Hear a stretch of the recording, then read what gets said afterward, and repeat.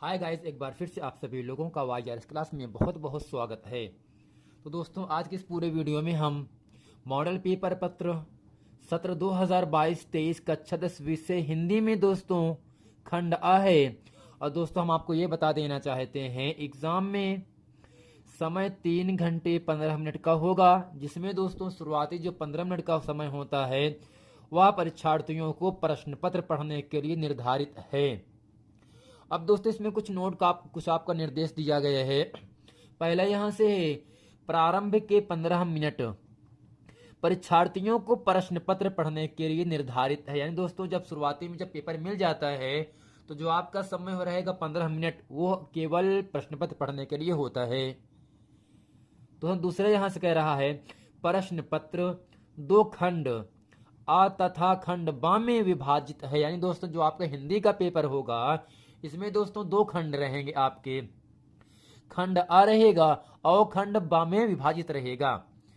दोस्तों, अगला यहां से है, प्रश्न पत्र के खंड आ में बहुविकल्पी प्रश्न है, जिसमें सही विकल्प का चयन करके OMR सीट पर नीले अथवा काले बॉल पेन पॉइंट पेन से सही विकल्प वाले गोले को पूर्ण रूप से काला करें। दोस्तों, आपको समझना क्या है, हिंदी पेपर में खंड आ और खंड बा 2 खंडों में ये पूरा पेपर आपको विभाजित रहेगा, जिसमें जो आपका खंड आ होगा उसमें दोस्तों 20 प्रश्न रहेंगे और जो 20 प्रश्न रहेंगे वो सभी प्रश्न बहुविकल्पी के प्रश्न अर्थात 1 नंबर के प्रश्न रहेंगे। और दोस्तों, जब इन सभी प्रश्नों को हमें OMR सीट पर करना पड़ेगा, और दोस्तों जब हम OMR सीट पर करते हैं तो नीले अथवा काले बॉल पॉइंट पेन से सही विकल्प वाले गोले को हमें पूर्ण रूप से काला कर देना है। अब दोस्तों, अगला यहां से आपके सामने आ जाता है, खंड आ में बहुविकल्पी प्रश्न हेतु प्रत्येक प्रश्न के लिए 1 अंक निर्धारित है। यानी दोस्तों, जो आपका बहुविकल्पी का प्रश्न होता है वह 1 नंबर के लिए आपसे पूछा जाएगा। जबकि दोस्तों, खंड आ के प्रश्नों को हल करने हेतु 1 घंटा तथा खंड बा के प्रश्नों को हल करने हेतु 2 घंटे का समय निर्धारित है। यानी दोस्तों कहने का मतलब इतना हुआ, हिंदी का पेपर जो होगा आपको वह केवल 2 खंडों में बटा रहेगा। खंड आ केवल 20 प्रश्न रहेगा बहुविकल्पी का। दोस्तों, यही पूरा जो 20 प्रश्न है इसको करना है OMR सीट पर करना है। और दोस्तों, इस 20 प्रश्नों करने के लिए हमें 1 घंटा निर्धारित है। जबकि दोस्तों, खंड बा में सभी प्रश्न अतिलघुत्तरी के हैं, दीर्घोत्तरी के हैं, और खंड बा में जितने प्रश्न रहेंगे उन सभी प्रश्नों को हमें 2 घंटे के अंदर ही कर लेना है। आइए दोस्तों, आज की इस पूरे वीडियो में हम चलते हैं खंड आ का जितने भी प्रश्न है, अर्थात प्रश्न नंबर 1 से लेकर प्रश्न नंबर 20 तक जितने भी बहुविकल्पीय प्रश्न हैं जो 1 नंबर के लिए आपके सामने दिए गए हैं यहाँ से, तो इसमें जितने भी खंड हैं उन सभी खंडों को अच्छे तरीके से हम पढ़ेंगे। अब दोस्तों, बहुविकल्पी प्रश्न खंड आ में आपके सामने प्रश्न कह रहा है, बाबू गुलाब राय किस युग के लेखक हैं? बाबू गुलाब राय किस युग के लेखक हैं? पहला ऑप्शन है भारतेंदु युग, दूसरा यहां से है द्विवेदी युग, तीसरा है शुक्ल युग, चौथा है शुक्लोत्तर युग। तो दोस्तों, आपको याद क्या रखना है, बाबू गुलाब राय द्विवेदी युग के लेखक हैं, जो कि ऑप्शन नंबर आपका दूसरा सही है। और दोस्तों, बाबू गुलाब राय 17 जनवरी 1888 ईस्वी में इनका जन्म हुआ था। अर्थात दोस्तों, बाबू गुलाब राय ने द्विवेदी युग में रचना की और दोस्तों 17 जनवरी 1888 ईस्वी में इनका जन्म हुआ था। प्रश्न नंबर दोस्तों दूसरा आपके सामने यहां से कहा जा रहा है, चिंतामणि किस विधा की रचना है? ऑप्शन पहला है निबंध, कविता, नाटक, कहानी। तो दोस्तों, चिंतामणि जो विधा है इन चारों ऑप्शन में ऑप्शन नंबर आपका पहला सही है, निबंध। अर्थात दोस्तों, चिंतामणि की जो विधा है वह निबंध विधा है। प्रश्न नंबर दोस्तों तीसरा आपके सामने यहां से कहा जा रहा है, गबन किसकी रचना है? गबन किसकी रचना है? पहला ऑप्शन है मुंशी प्रेमचंद, दूसरा है जयशंकर प्रसाद, तीसरा है निराला, चौथा है हरे कृष्ण प्रेमी। दोस्तों, आपको हम बता देना चाहते हैं, गबन जो है वह मुंशी प्रेमचंद का रचना है, जबकि दोस्तों गबन है क्या, एक आपका उपन्यास है। क्या है दोस्तों गबन, एक आपका उपन्यास है। तो दोस्तों गबन उपन्यास है जिसके रचनाकार मुंशी प्रेमचंद जी हैं। तो दोस्तों बाबू गुलाबरा किस युग के लेखक हैं, द्विवेदी युग के लेखक हैं। चिंतामणि निबंध विधा की रचना है, जबकि गबन मुंशी प्रेमचंद की उपन्यास की रचना है। अब दोस्तों प्रश्न नंबर 4 आपके सामने कहा जा रहा है। प्रश्न नंबर 4 है शुक्ल युग की समयावधि है, अर्थात जो शुक्ल युग है उसकी समय सीमा कितना है।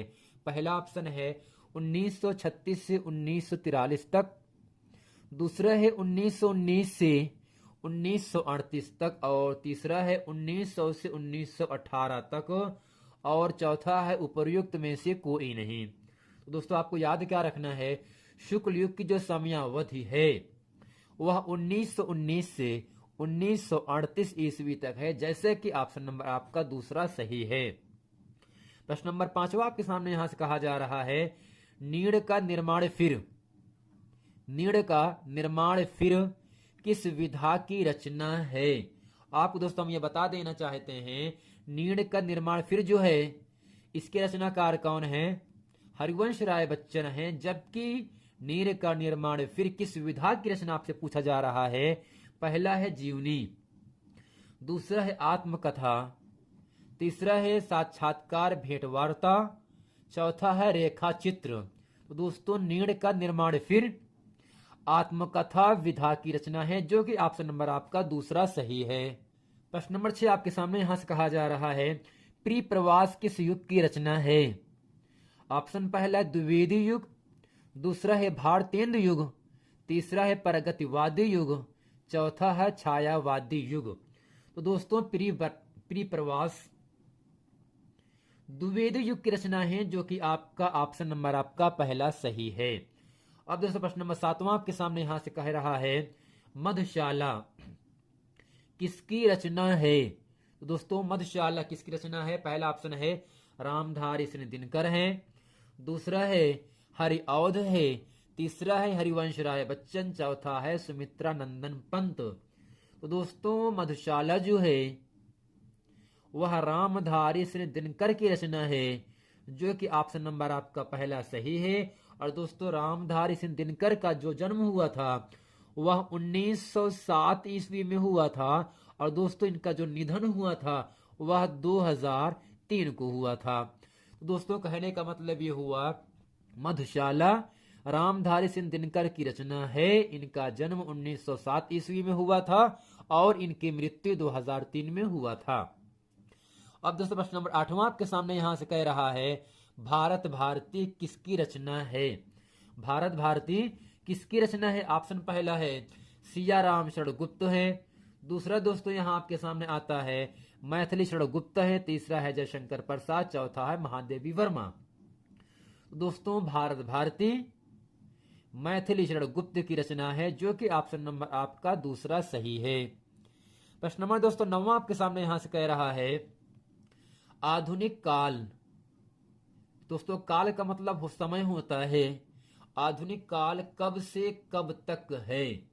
आधुनिक काल कब से कब तक है। तो दोस्तों ऑप्शन पहला यहां से है सन 1843 से अब तक, दूसरा है 1664 ईस्वी से 1843 ईस्वी तक, तीसरा है 1918 से 1936 ईस्वी तक, चौथा है 1936 से 1943 ईस्वी तक। तो दोस्तों आधुनिक काल का जो समय सीमा है वह सन 1843 से अब तक है। कब तक है दोस्तों, 1843 ईस्वी से अब तक है, जो कि ऑप्शन नंबर आपका पहला सही है। अब दोस्तों प्रश्न नंबर 10 आपके सामने यहां से कह रहा है मतीराम। क्या दोस्तों, मतीराम किस युग के कवि हैं। मतीराम किस युग के कवि हैं। ऑप्शन पहला है आधुनिक काल, दूसरा है आदिकाल, तीसरा है भक्ति काल, चौथा है रीतिकाल। तो दोस्तों मतीराम रीतकाल युग के कवि हैं, जैसा कि ऑप्शन नंबर आपका चौथा सही है। मतिराम जो है दोस्तों वह रीतकार युग के कवि हैं। अब दोस्तों प्रश्न नंबर 11 आपके सामने कहा जा रहा है, हास्य रस का स्थायी भाव है। ऑप्शन पहला शोक, रति, हास या निर्वेद। तो दोस्तों आपको यह पता होना चाहिए, हास रस का अस्थाई भाव हास होता है, जबकि दोस्तों करुणरस का स्थायी भाव शोक होता है, और श्रृंगार रस का स्थायी भाव रीति होता है, और शांत रस का स्थायी भाव निर्वेद होता है। तो दोस्तों हास रस का स्थायी भाव हास होता है, करुण रस का स्थायी भाव शोक होता है, श्रृंगार रस का स्थायी भाव रति होता है, और शांत रस का स्थायी भाव दोस्तों क्या होगा, निर्वेद होता है। अब दूसरा प्रश्न नंबर आपका 12 आपके सामने यहां से कह रहा है, सोहत ओढ़े पीत पट, श्याम सलोने गात, मनो नील मणिशैल पर, आतप परिय प्रकाश। अर्थात दोस्तों यहाँ पे होगा प्रभात होता है। क्या दोस्तों, प्रभात होगा। तो सोहत ओढ़े पीत पर, श्याम सलोने गात, मनो नील मणिशैल पर, आतप परिय प्रभात, उपरोक्त पंक्तियों में कौन सा अलंकार है। दोस्तों पहला है उपमा अलंकार, दूसरा है उत्प्रेक्षा अलंकार, तीसरा है रूपक अलंकार, चौथा है श्लेष अलंकार। दोस्तों इन चारों ऑप्शन में ऑप्शन नंबर आपका दूसरा सही है, उत्प्रेक्षा अलंकार। अर्थात दोस्तों उत्प्रेक्षा अलंकार में जो वाचक शब्द होता है वह मनु मानो, जनु जानो, जनो जानहु, ये सब शब्द लगे होते हैं। अर्थात यहां से मनु मानो लिखा है, ओढ़े लिखा है, मनु मानो, जनु जानो, अगर ये सब दोस्तों वाक्य में अगर आ रहा है दोस्तों आपको समझ लेना है, यह जो अलंकार होगा वह उत्प्रेक्षा अलंकार का एग्जाम्पल दिया गया है। दोस्तों सोहत ओढ़े पीत पर, श्याम सलोनी गात, मनो नील मणिशैल पर, आतप परिय प्रभात। अर्थात इस पूरी पंक्ति में कौन सा अलंकार है दोस्तों, उत्प्रेक्षा अलंकार है, जो कि ऑप्शन नंबर आपका दूसरा सही है। अब प्रश्न नंबर दोस्तों 13 आपके सामने यहां से कहा जा रहा है, रोला छंद में कुल कितने चढ़ होते हैं। दोस्तों रोला छंद में कितने चढ़ होते हैं, तो दोस्तों आपको बता देना चाहते हैं। पहला ऑप्शन यहां से 3, दूसरा 2, तीसरा 4, चौथा 5। तो दोस्तों रोला छंद में कुल 4 चढ़ होते हैं। दोस्तों कितना होगा, पहला, दूसरा, तीसरा, चौथा। दोस्तों रोला में 4 चढ़ होते हैं, जबकि प्रथम और तृतीय चरण में 11-11 मात्राएं होती हैं। पहले और दोस्तों तीसरे में 11-11 मात्राएं होती हैं, जबकि दूसरे और चौथे में 13-13 मात्राएं होती हैं। अर्थात दोस्तों जो रोला होता है उसमें आपके 4 चरण होते हैं, जबकि विषम चरणों अर्थात पहले और तीसरे में 11-11 मात्राएं, और दूसरे और चौथे सम चरणों में 13-13 मात्राएं होती हैं, और 11 और 13 मात्राओं पर यति होती है। अर्थात कुछ देर हम ठहर जाते हैं, रुक जाते हैं। अब दोस्तों प्रश्न नंबर 14 आपके सामने यहां से कहा जा रहा है, आकर्षण का मतलब खींचना, अट्रैक्शन फोर्स। आकर्षण शब्द में किस उपसर्ग का प्रयोग किया गया है। ऑप्शन पहला है वी, दूसरा है मान, तीसरा है अक, चौथा है आ। तो दोस्तों आकर्षण शब्द में उपसर्ग का प्रयोग इन चारों ऑप्शन में ऑप्शन नंबर आपका चौथा सही। अर्थात जो आपका बड़ा आ है इसमें दोस्तों क्या होगा, आपका उपसर्ग है।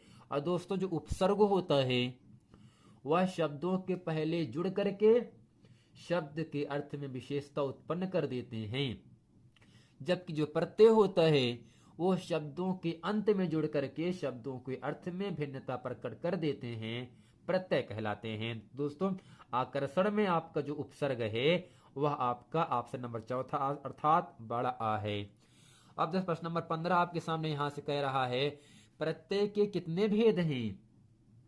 15 है, प्रत्यय के कितने भेद हैं। दोस्तों यहां से ऑप्शन पहला है 2, 5, 6, 3। दोस्तों प्रत्यय केवल 2 भेद होते हैं, जो कि ऑप्शन नंबर आपका दूसरा सही है, कृत प्रत्यय और तद्धित प्रत्यय होता है। तो प्रत्यय दोस्तों कितने प्रकार के होंगे, कितने भेद होते हैं, 2 भेद होते हैं, कृत प्रत्यय और तद्धित प्रत्यय होता है।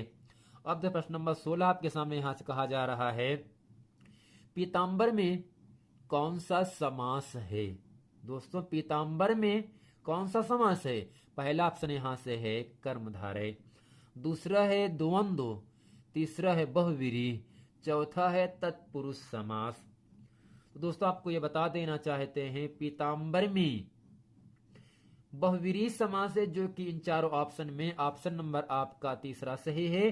और दोस्तों यहाँ से जो बहुव्रीहि समास होता है, अर्थात जब हम पीताम्बर का संधि विच्छेद करते हैं तो होता है पीत है अंबर जिसका।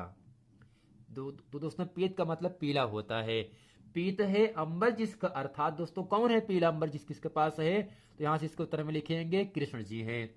दोस्तों यहाँ से जो पीताम्बर है इसका समास विग्रह होता है पीत है अंबर जिसका, अर्थात दोस्तों कौन होंगे, कृष्ण जी होंगे, जो कि पीला वस्त्र धारण कर लेते हैं। अब दोस्तों प्रश्न नंबर 17 आपके सामने यहाँ से कह रहा है, आंसू का तत्सम रूप है। आंसू का तत्सम रूप है। तो दोस्तों तत्सम और तद्भव, तत्सम आपका शुद्ध रूप होता है और तद्भव आपका अशुद्ध रूप होता है। अर्थात दोस्तों आंसू का जो तत्सम रूप होता है वह इन दोनों ऑप्शन में ऑप्शन नंबर आपका पहला अर्थात अश्रु होता है। दोस्तों अश्रु का मतलब आंसू होता है, जो कि ऑप्शन नंबर आपका पहला सही है। प्रश्न नंबर 18 आपके सामने कह रहा है, यड़ संधि का सूत्र है। यड़ संधि का सूत्र है दोस्तों, पहला है आद गुण, दूसरा है अक सवर्णय दीर्घ, तीसरा है इको यड़चि, चौथा है वृद्धि रेचि। दोस्तों यड़ संधि का सूत्र क्या होता है, इको यड़चि, जो कि ऑप्शन नंबर आपका तीसरा सही है। यड़ संधि का जो दोस्तों सूत्र होता है वो होता क्या है, इको यड़चि होता है। दोस्तों प्रश्न नंबर 19 आपके सामने कह रहा है, फलस्थ शब्द का वचन एवं विभक्ति है। फलस्थ शब्द का वचन एवं विभक्ति है। ऑप्शन पहला है षष्ठी विभक्ति एक वचन, दूसरा है सप्तमी विभक्ति द्विवचन, तीसरा है षष्ठी विभक्ति बहुवचन, चौथा है चतुर्थी विभक्ति बहुवचन। दोस्तों फलस्थ शब्द का वचन एवं विभक्ति है। दोस्तों इन चारों ऑप्शन में ऑप्शन नंबर आपका पहला सही है, षष्ठी विभक्ति एक वचन में दोस्तों आपका फलस्थ आता है, जो कि फल धातु का होता है। अब प्रश्न नंबर 20 आपके सामने कह रहा है, जो कि खंड आ का अंतिम प्रश्न होगा। दोस्तों 1 से लेकर 20 तक में जितने भी प्रश्न हैं वो सभी प्रश्न 1 नंबर के लिए आपसे पूछे जाएंगे। और दोस्तों ये पूरा 20 प्रश्न जो होगा केवल 1 घंटे में करना है, जबकि जो खंड बा का प्रश्न है वो केवल दोस्तों 2 घंटे में पूरा आपको हल कर देना है। तो 20वां यहां से है, अपठत। अपठत धातु का वचन एवं पुरुष है।